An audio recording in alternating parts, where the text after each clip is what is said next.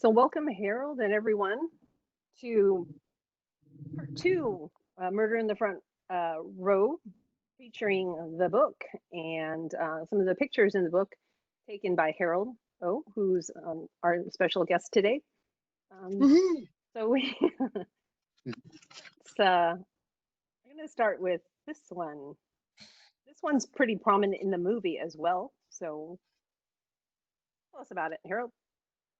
Yeah, that's from Sacramento from Slayer. It was Possessed, DRI, and Slayer, and Sacramento the Crest Theater. I think about 1985. And that's Toby Rage. He was like probably the wildest headbanger. He pretty much started headwalking in crowds and stuff like that. But if you look, there's a guy wearing shorts on stage in a Hawaiian shirt. That's the promoter. And he kind of like busted Toby as he was about to jump. And up top there, if you see somebody, there's a guy wearing a white shirt and a vest. Yeah. In the top left corner there, that's Josh Pappy from DRI. But if you look down below too, you see the crowd is totally clueless that somebody's about to land on them. And Slayer's on the stage there. You can see them all headbanging in front there. But yeah, Toby was pretty much fearless, man. We would just dare him to jump off of stuff, and he would do it. I mean, it was just amazing. Basically, we had it all set up ahead of time, and I was on the other side of the stage, kind of on the level platform there, and I counted to three, and then he just went, and you can see he's looking right at me and stuff. So that's probably my favorite shot in the book. I mean, people see that they're like, Jesus Christ, you know? I know, that's awesome. That's like your showcase piece, and yeah, it does prominent. It's quite prominent in the movie. So when they show that, I think and they kind of hold on that, and everyone's like, "Holy crap!" Like, when you just like look at all those people, and like you said, they have no clue like what's gonna happen to them in like a second. So great shot. Crowd injuries from that? Good. I'm not sure, but at his funeral, that was one of the main shots they showed, and he passed away about 3-4 years ago, or probably longer than that, 5-6 years ago in a jet skiing accident. Oh, wow. Oh, is that what he? Oh, wow. Yeah. I mean, he could stage dive off the highest thing and get up no problem, and it's like, he was just a madman. He had no fear of hurting himself ever, you know. He's part of the Slay team with Andy Anderson and like Peter Carter and a bunch of those guys. But oh yeah, he was just a madman. He was hilarious. I mean, he lived for metal just like everybody else did, you know. So a legend. All right. Next picture. Sure. So Dave helped me out, and here's the first page of your cliff shots. Down the Green 1985, right? Mm-hmm. Down the Green 85. First time they played. First of 3 or 4 Day on the Greens they played, and that was a magical day. I mean, anybody that was there talked about how special that day was. That was the first inkling that they were going to become much larger than that, you know. And I don't know if anybody's read the book, but they only had so many photo passes available. The band did, Metallica guys. James and Lars, I used to always go over there and hang out with them and shit. And so they told me if I wanted one of the photo passes, I'd have to do their dishes. That's what I call my section in the book. And they had me going for a long time. I took out the garbage, did the toilet, and did their dishes if I wanted to get a photo pass. And of course, they were just wanting me up to see how far I would go, you know. That's funny. Is this the place that the Metallimansion in El Cerrito? Is this the place Exactly. that you were? Pronounced it correctly too. It's the Metallimansion. People call it the Metallica Mansion. Like, no, it's the Metallimansion. There's no cut in there. But no, that was a special day, and both Cliff and Kirk were, for the Bay Area, so they grew up on Day on the Greens. Back in the day, I see like Van Halen and AC/DC open up for them, and Pat Travers, amazing shows they had for like $12 at the Oakland Coliseum. It was incredible. Wow. I'm gonna step outside for a second. Yep, no problem. Hey, Tom. Yeah, that was a special day. You're saying something, March? Oh yeah, just let me know when you want me to turn the slide. Sure. The other thing, Cliff was late for that show, and a buddy of mine, I think it was Dan Riley, he gave him a ride to the show, and I guess they were supposed to be on stage like in half an hour, and he hadn't even gotten there yet. So he rode through. Cliff had a Volkswagen called the Grasshopper. It's a green Volkswagen station wagon, and they went ripping through the ice plants on the side of 880 to get to the day on the green on time. Wow. And yeah, that was a wild show. Anybody out there go to that show by any chance? Anybody out? Me. I was there. Crazy. That was a big deal at the time, man. It was 1985. Yep. And He kept his hair out of his face when he was playing. He was like, "Get the hair out." oh, cool. Oh, we got two people. Kathy Schreed, are you Swedish? Yep, we were there too. Yep, Emmy Wexler. Are you Swedish? Or is that just your name? No. I'm German. No, I'm Italian. Can you guys see me, or am I just seeing you? Or I don't even know. I'm still not sure. You're silhouetted. Okay, now you're good. You're good now. I'm Native American, and Cliff lived in the neighborhood. I'd be like so Yeah, excited. I'd see him go by. Like, oh my God, there he He is. lived in our neighborhood. Yeah. I knew him. Oh, Castro Valley, huh? Yeah, he lived right at Right. the end of my street. He lived on Stanton, and I lived on the court, like Stanton, right. exactly. Yeah. My cousin lived in there. Yep. Yeah, those apartments that his parents managed. Mm-hmm. Yep. Yeah, he was. He still lived there too up until the time he passed away. He was finally going to buy a house with Corrine, his girlfriend or his fiance at the time. But of course, that never happened, unfortunately. You know? Yeah, when I was like 13, because he was 4 years older than us, I bought the you showed it last week, the Metallica demo. Like we used to buy concert tickets off of them. It was surreal now to think about it. Oh, that's awesome. That's great. What a great thing. He went to our high school. Yeah, Mark, he played. Jamie He and I. played. He actually did. They did a few. It was a free concert in the quad at one point. Like, he just played. Yeah, he just played. Yeah. He come in and just play and play and play. And then like he like opened up for Y&T one time in our freaking courtyard in high school. I remember, but I don't remember what year that was. Yeah, I think he wasn't he like That was trauma, right? Huh? Was this bad trauma that he was in? Yeah, back then, yeah. Yeah, I seen photos from that. He still has the bell bottoms. He still has a Rickenbacker and everything. Yeah.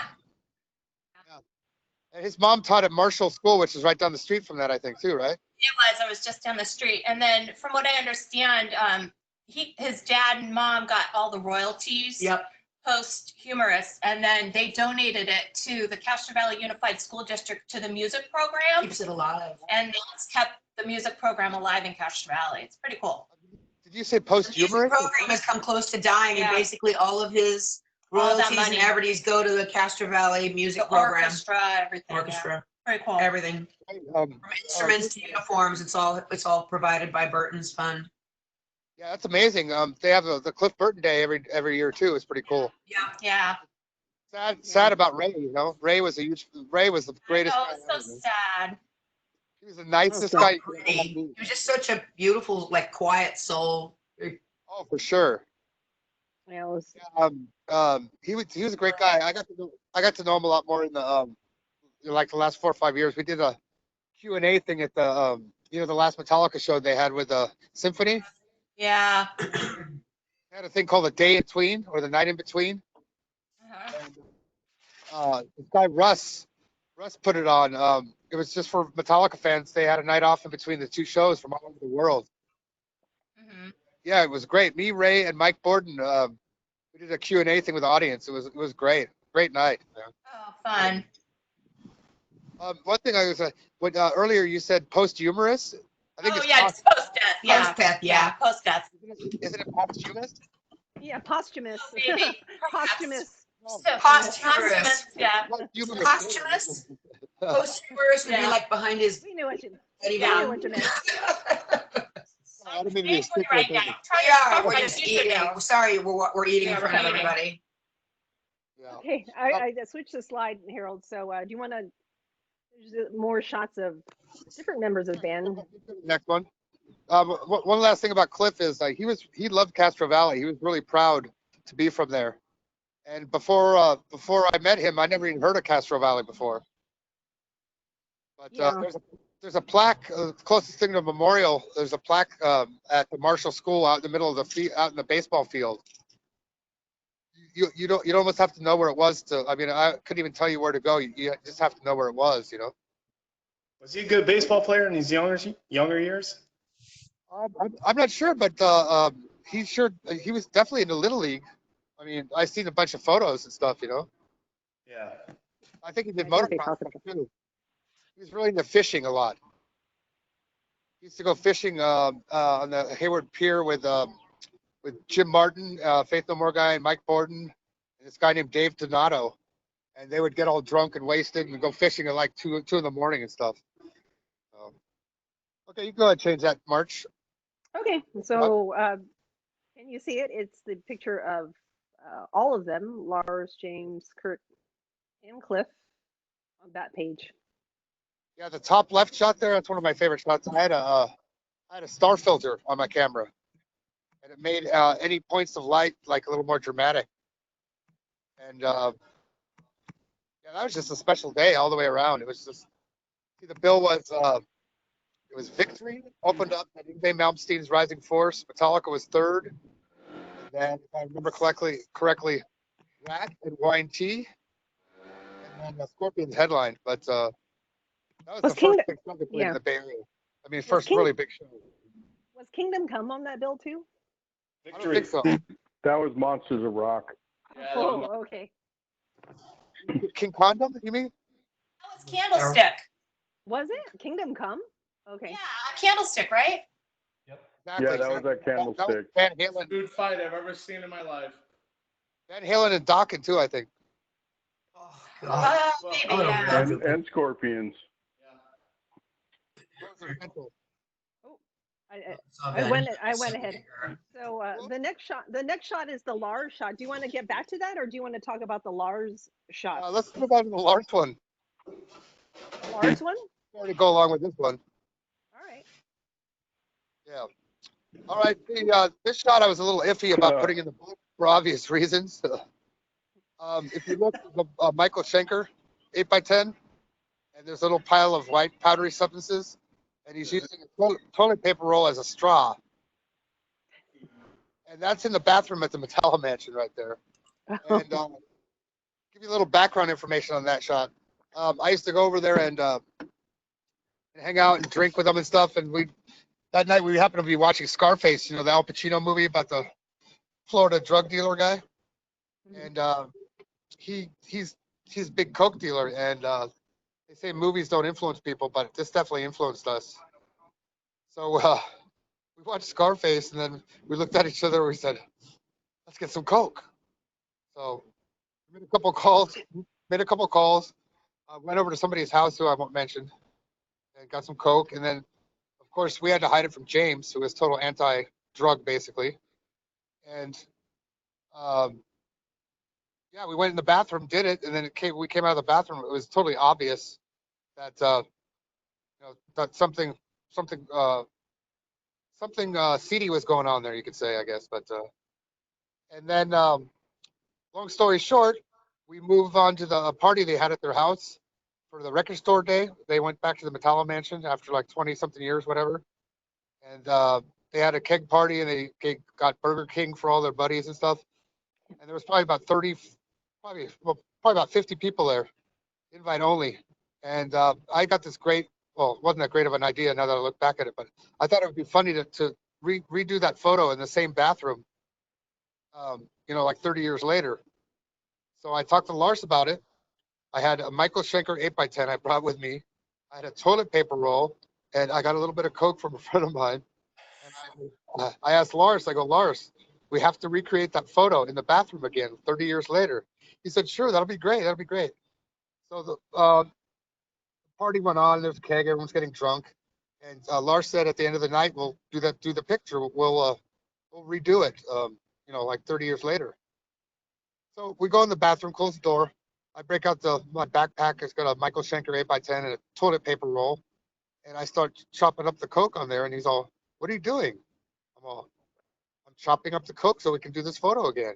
He looks at me, he goes, are you out of your fucking mind?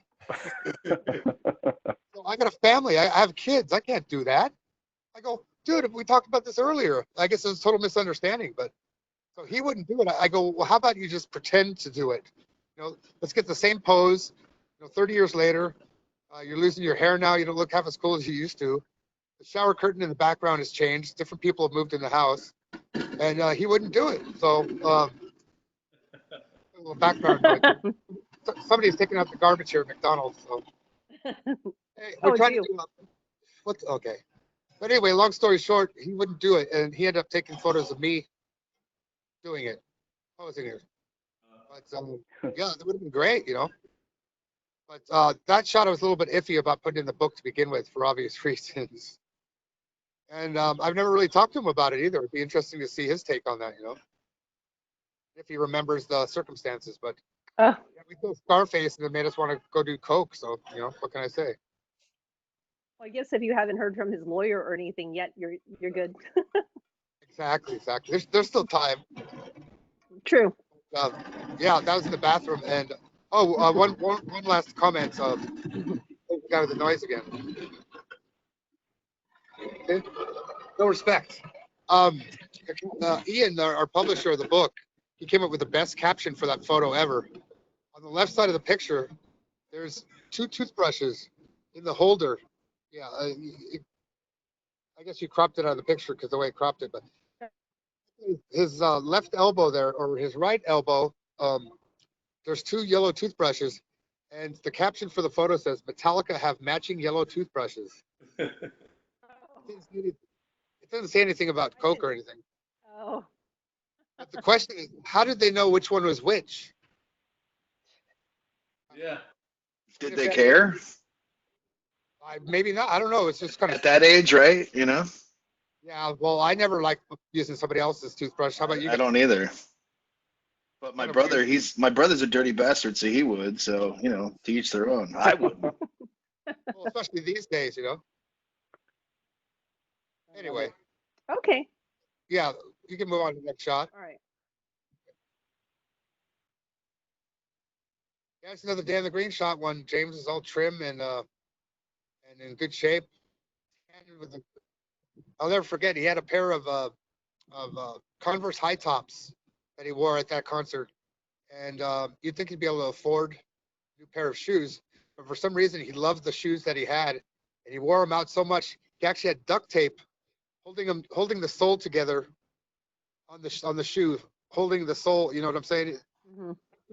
Taped around the shoe, and it looked like you think he'd be able to afford, new shoes for Dan the Green, but he thought that was really cool, Wonder if those were his lucky shoes. We'll have to get the backstory on that.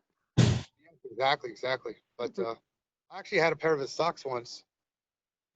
He wanted me to go in the house when they were practicing on their in the jam room in the back, and it was raining outside. I said, "If I'm going to go in the house, you're going to have to give me a pair of socks because my socks are going to get all wet because the backyard would get all flooded. They'd have to stand on milk crates so they wouldn't get electrocuted and shit." So I went in the house, got him his beer, some vodka, whatever, came back out, and then afterwards he gave me a pair of socks because mine were all wet. And I actually had them for a long time. I had them in this drawer. And a buddy of mine, Neil, this big Metallica fan, Neil Catalina, he actually, I think, bought the socks off me for like $20. But I didn't have a certificate of authenticity or anything. But Trusted you. Your name were on those socks. Yep. And there he had the torn jeans. And here's another little bit of trivia here. That white Gibson Flying V that he had for all those early years. I asked him what year that was, what year the guitar was in an interview a while back. And he goes, "That's not a Gibson." I go, "What?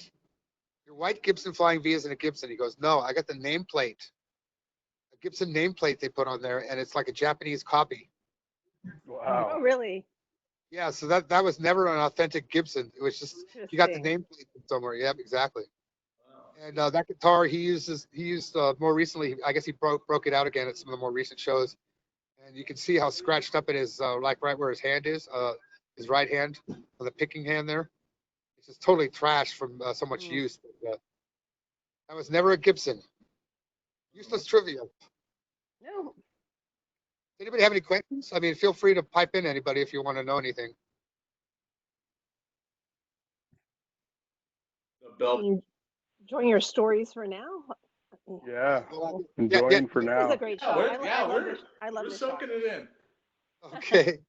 I love this That's one shot. of my favorite shots. Yeah, That's awesome. that's Cliff in full-on rage mode there. Something about that shot, it just conveys the whole day and everything. And when he was about 10 or 12 years old, he got a fishing hook caught in one of his fingers, and he ruined the nerves in his right hand there. And so he always had to play with his fingers like that. I think his pinky or something he always had off to the side. But if you look closely, you can see he's playing it kind of weird. But that was from a fishing accident that he had when he got a hook stuck in his finger when he was like 12 or 13 years old. So yeah, that was an awesome day, man. Such a great time. Yeah. That was basically my first big show where I got to go backstage, and this was like an amazing one. And I got really, really drunk and a little bit too drunk, and people said they saw me carrying my camera bag behind me. I was leaving a snail trail of beer behind me from the bag because there was a bunch of broken beer bottles in the bag and everything. And that's when they drove James and Fred Cotton. They wrote all over my white OP shorts, white corduroy shorts I had. They wrote, I think they wrote, "Fuck me, I'm tight with AIDS," and they wrote a big hairy butthole on the back, and they drew these big dicks on the back of my leg. I can't believe I'm actually telling you guys this. Isn't there a picture? Haven't I seen a picture of that somewhere? Yes, you probably have in the Master of Puppets book, exactly. I'm bending over with my head between my legs, and you can see James's hand pointing. Yeah, I've seen Yeah, that picture. Yeah, and wait, it gets worse or better depending on your outlook. So, long story short, again, after the day on the green, I went to a Nations right by their house there in El Cerrito off of Central Avenue. Completely drunk out of my skull, and a police officer came in behind me and looks and sees these big hairy balls and dicks drawn on the back of my legs. Excuse me. And he taps me on the shoulder, says, "Sir, I don't appreciate your pornographic garments," he said. And I came really close to being arrested for drunk in public. And James talked to the cop. James came in right behind the cop and luckily kind of saved the day. And I didn't get popped for that. But then you fast forward to the next day. It's a beautiful summer day. I go to my bank to cash my paycheck, and I hear people snickering behind me, in line at the bank. And I look down on the back of my leg. They'd used like a permanent magic marker. Here's still the big hairy balls and a big dip on the back of my leg drawn on there. So James thought that was the funniest thing he'd ever heard in his life. I gave him the shorts, excuse me, and he had them above his doorway at the Metallimansion for the longest time. The white OP shorts that they had defaced. And then you fast forward a few more months to Master of Puppets, and the special thanks says Harold AIDS victim O. It says on there. That's why they put that on there. Thanks a lot, guys. I love it. Yeah, but the important question is though, did you ever make it to Nations? Did I ever what? Did you ever make it to Nations, and how was it? Oh, I don't remember. I think I was out of my skull, but See, well, it's usually when you're smashed and like eating at like 2, 3, 4 in the morning. It's the best. well, we had bought the dressing room too at backstage at Dan the Green, and with Fred Cotton and James. And, I vaguely recall little bits and pieces of it, but we tried cramming a bunch of avocados to the air conditioning vents, and we just completely trashed the trailer that they had for them. And George Michael and Wham had to use the trailer the next day, and I heard Bill Graham was completely pissed off by the whole thing. James had to go personally apologize to him. They talk about it in the movie, I think, in the Murder in the Front Row movie. So I was one of the guys that got to trash the dressing room. I think that's what they tell me at least. So anyway, Hey, that was Harold, an epic day all the way around. I have a question. Your future nemesis, Ross Halfin, did he shoot Ooh. this? Did he shoot this show? Did you know him then? There's another guy named Robert Ellis, which is an English photographer who's much cooler than Ross Halfin. So I hope so. Ross Halfin, because that's great. You said my nemesis. Yeah. So that would make me the superhero and he's the villain, right? Yeah, sure. How does it work? You're our guest today, so yes, let's go with Okay, that one. okay, there you go. No, he's just always been a jerk to me, pretty much. He's made it really tough for me to shoot the band through the years. And Dan the Green, fast forward about 10, 15 years after this Dan the Green, there was another one with Guns N' Roses, I think, at Faith No More. And I tried to get a shot of James hanging out with Tom Araya, who was hanging out on the field before the show. And he tried to get me kicked off the field so he could get the exclusive. And then, of course, the Rock and Roll Hall of Fame, they flew me and 150 of their old friends out to Cleveland. All expenses, put us up in a hotel. And Jimmy Page from Zeppelin and Joe Perry, the two JPs, of course, they were all hanging out at this great party they had. And Halfin came up to me, put his hand in front of my lens, and he went, "No." And he wanted the exclusive with Jimmy Page, you know. So ever since then, I've just been on this warpath against him. And if you guys ever seen the book called The Ultimate Metallica that Ross Halfin put out, I call it a pamphlet. It's like a pamphlet compared to Murder in the Front Row, but I'm a little bit biased. But on the very last page, Ross Halfin printed the email that I'd sent him. That's what I should have had you post there, March. But if you guys get a chance, look at the Ultimate Metallica book by Ross Halfin. And I sent him the most scathing, insulting email I've ever sent anybody in my life. All kinds of bad words and stuff.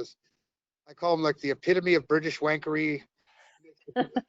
He makes I've read it before. Yeah. Yeah, exactly. But I couldn't believe that he was so proud that he pissed off somebody so bad that he printed my entire email I sent him in the back of his book, and it said, "A letter from a fan," it said at the top, and he crossed out my name. Oh, I was gonna say. Satisfaction of being it, but it was my letter. It was my email I sent him. So. Oh my gosh, love He's it. just such a jerk, man. He's just a pompous ass, and he has a bigger ego than half the bands that he shoots. You know. He's buddies with Jimmy Page, and he hangs out with Johnny Depp now, and it's, I don't know. He's just a jerk. And funny thing is, him and Lars started looking more and more like each other as time went by.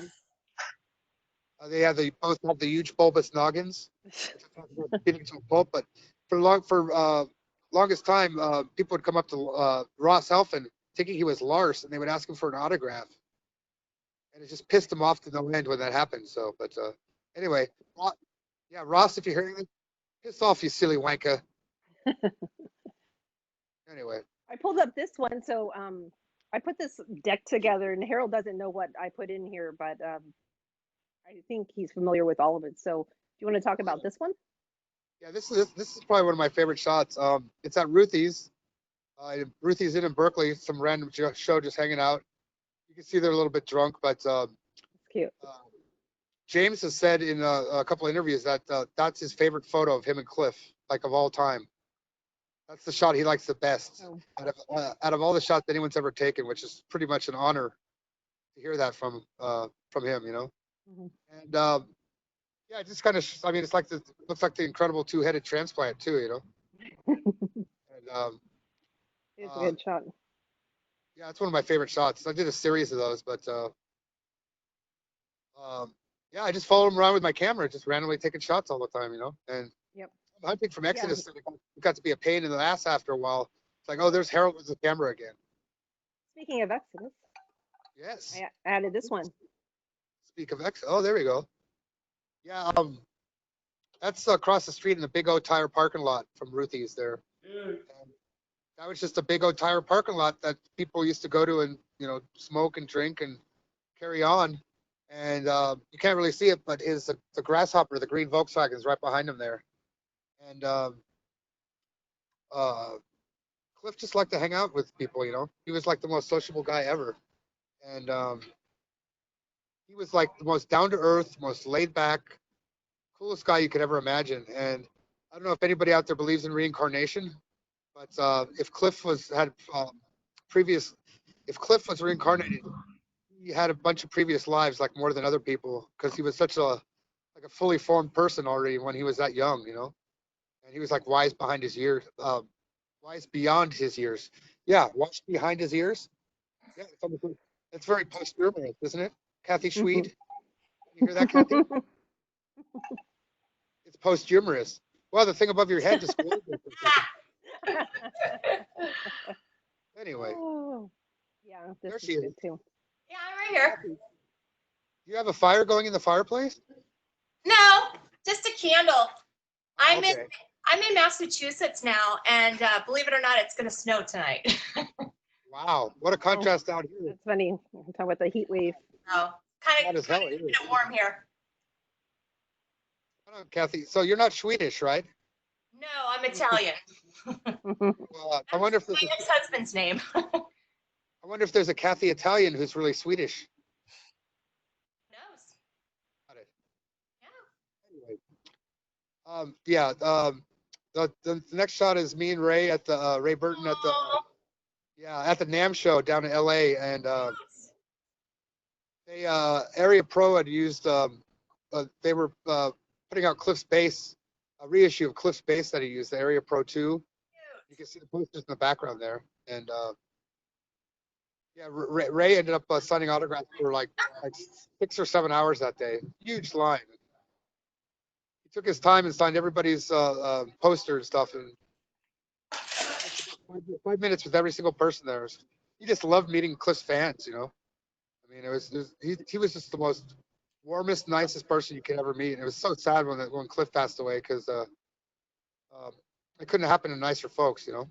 So, You could see where Cliff got his kindness from. His dad was super cool watching all the interviews over the years. definitely.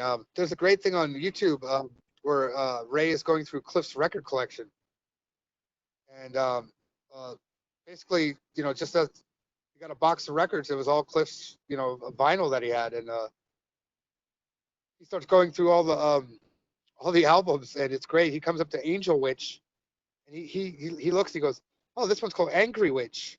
So he thought the name of the band was Angry Witch. I thought that was just hilarious. But and then there's a Merciful Fate, where the nuns have no fun, where there's a naked girl tied to a cross with all the druids and all that shit on there. He's all, this one's interesting. And it was just hilarious. But, yeah, Ray was the greatest guy ever, man. It's so sad that he passed away. But talk about living a full life, right? He was like 90. I think he was 90. 94, yeah. I mean, come on, dude. So I can only hope to do so well, you know? Yeah. I think all of us. Absolutely. Exactly. Yeah. So Harold, did you? So the Cliff Burton day you were talking about. So actually, I'm repping your. I think this is the shirt. Did you design this shirt, or this is your picture from the shirt from? Yep. Dan the Green. Yep. I got that. I have that shirt. Yep. That's probably my favorite shot of Cliff, just about of all time, basically. It's just full on raging there, you know. And yeah, we designed that. I helped design that with Mark DeVito. We did a bunch of Metallic stuff in the past. He kind of laid it out, and Casey and Ray picked the shot. And they liked it. So and little plug here for some cool tees. There's a great t-shirt company called TNTs, and an old buddy of mine, Craig Bearhorst, used to play in Ruffians and Lost Rocket. He was in Murder in the Front Row. He talks about how he opened up for Metallica. Big mistake, he said.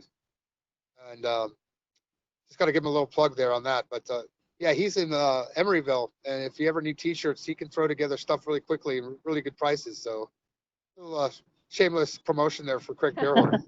Yeah. No, it was great. A great shirt. I picked up a couple, and yeah, great souvenir of an amazing day. That last Cliff Burton day that Ray was still alive for. Exactly. I think the only bad thing was the area guy, the area rep hijacked the festivities a bit. Yes, exactly. Yeah, we were kind of pissed about that. A bunch of people still wanted to talk, you know, the crowd. And he just like ended it all of a sudden and said, "Okay, let's line up right here and meet. Here's your chance to meet Ray Burton and all this." He turned it into this like promotional thing for himself, and I thought that was kind of lame. Fred Cotton wanted to beat the crap out of him and stuff. But he came to the last one too, and he was a little bit more tactful this time, you know. So Okay, good. Yeah, I missed it. But he's off the hook for now. This is great, March. I had no idea you dug up this many shots. It's fantastic. Yeah, no, that was the last one. That was the last one. So I'm going to. Yeah, the bonus features in the on the a murder DVD.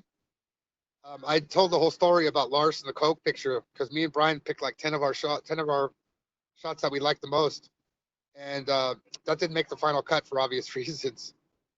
So now I told the story that I wanted to tell on the bonus features that got cut out because Adam Dubin, the director, is really good friends with them, and I could see Lars kind of being leased if the commentary was talking all about the Coke photo. But I did it on this show here, so I guess hopefully Lars won't be too pissed off this time, you know.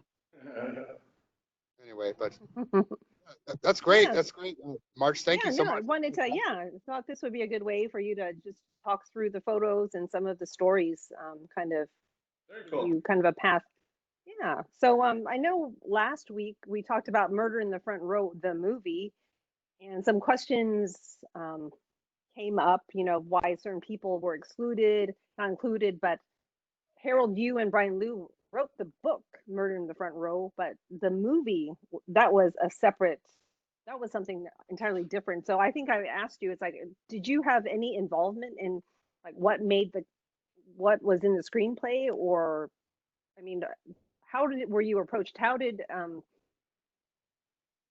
they approach you and say, hey, we're thinking of doing this, and they have like a business, like a proposal, kind of like, hey, this is what we want to do? Or Brian met Adam, I think in New York or somewhere backstage at a Metallica show. Brian gave him a copy of the book, and they hit off. They became friends, and fast forward a year or two later, and all of a sudden, Adam had a great idea to do the movie version, you know.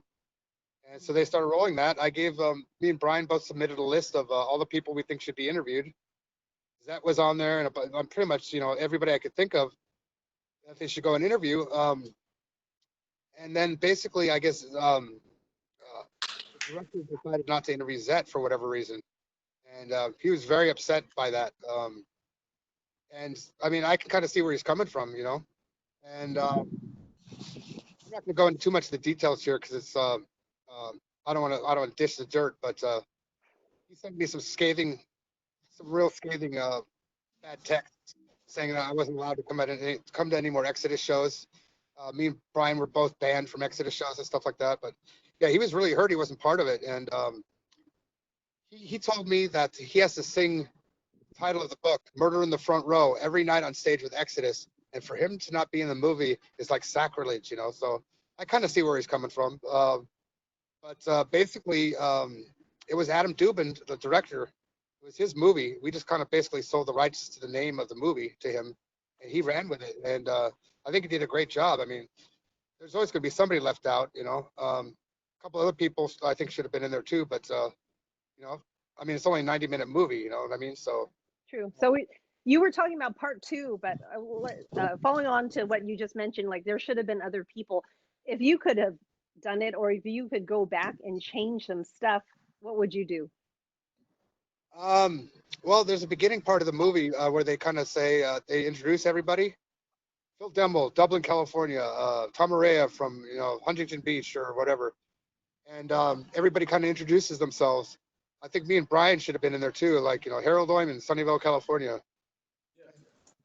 Yeah. With everybody else, but we couldn't be happier with the way the movie came out, though. It's just fantastic. Adam did a great job. He totally got where we were coming from, you know. Sometimes if you let somebody else take something like that over, rolling it, making it into something that you didn't want, or you know, basically he just got where we were coming from it perfectly, and I think he did a fantastic job, you know. I think so. Exodus featured prominently in the movie, I think, and that's the way it should be, because they were like the heart of the scene, like Brian says, you know. So, but no, it was great. I mean, it was really. I mean, I was riveted the whole time, and some of the graphics in that were pretty cool, like the penciled graphics and that. Yeah, I thought it was done really well. I agree. That was. I'm not sure the name of the animator, but a couple parts were like Bailoff is a Tasmanian devil, spinning around the house and everything. Yeah. Rich Birch and with the boom box and all that stuff. They did a great job with it, you know. And the Cliff part is really sad. Every time I watch that part, I just start crying like a baby, you know. And when they talk to Kareen, his fiance, oh, it's just so gut wrenching. Every time I see that, I almost get tears just thinking about it now, you know. And yeah, Mike, you doing a shot there for Cliff, or you just happen to be drinking? Mike Pavlovich. A little bit of both. A little bit of both. Cheers to Cliff. Cheers to Cliff. Yes. Cheers. Cliff and Bailoff and the Yes. scene. And let's say fuck the virus. Yeah. I have a band called Jesus Crisis I've been jamming with ever since I bailed on DRI, and we have a song called Fuck the Crisis Now, or Fuck the Virus. Not Fuck the Crisis, because that would be us. But anyway, I'm going to put it out one of these days too. It's very timely, you know. So yeah, anyway. Oh, that's awesome. Thank you. Any other questions, for that. anybody? Or comments?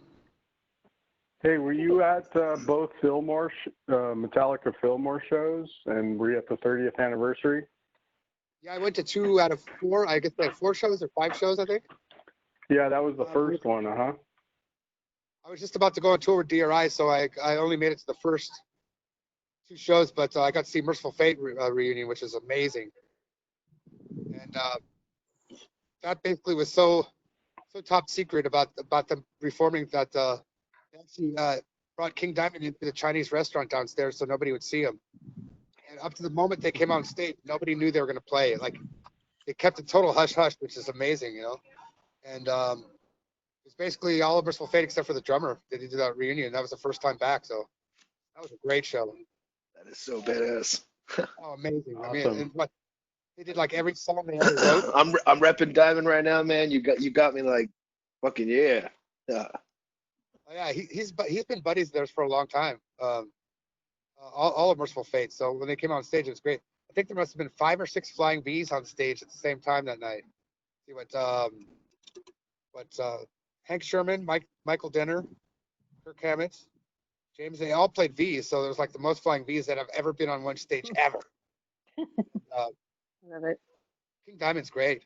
I guess they're supposed to be playing Reforming coming up, right? But they're only doing 1 show in Vegas or something like that, right? Oh, I didn't even hear about that. Yeah. You know, Sven, But right? but hey, cheers to DRI too, man. I mean, great live shows with DRI. Oh, yeah. Yeah, that was a fun run. I was with them for almost 20 years, and got to go all over the world with them. It was great. Recorded 1 EP, and yeah, they're still going. They got another bass player, and I got a little taste of what it's like to be in a touring band. You know, played a bunch of festivals and got to play with Aerosmith and Deep Purple at Wacken and at Hellfest. So that was a good run. I had a great time, and I just like meeting people. You know, it's great going around the world and just meeting like-minded individuals. You know, so what's up, Timothy Knapp or Knapp? I think. So why does everybody say Cisco except for me? That's everybody's nickname. I don't get it. No, No, I know. no, because we're logged in through the Cisco, like the. So Because we're employees, so like we're like tagged, right? So it says so it's yeah, because you're guest. Cisco. Yeah. Why is It's it not a gang. Oh my God. No. The feds aren't coming. DJ's not coming. Coming. We're cool. Just chillax. No one's getting this. right there, is he? Yes. Anyway. So Yes. Harold, so we're talking about the past. I mean, gosh, Metallica. I mean, they're still current and stuff. And did you get a chance to watch their Metallica Monday they've been doing the past couple of weeks? They showed. I was going to play it later if we had some time. They played at that Vans place in England or in London. It was hell of cool. In 2016, they replayed that. That's awesome. Yeah, Everybody's it's really doing cool. the virus type of stuff, right? The shelter in place Yeah, stuff. yeah, it's been really cool. Earlier today, they replayed Creator replayed some show from Santiago, Chile, and it was amazing.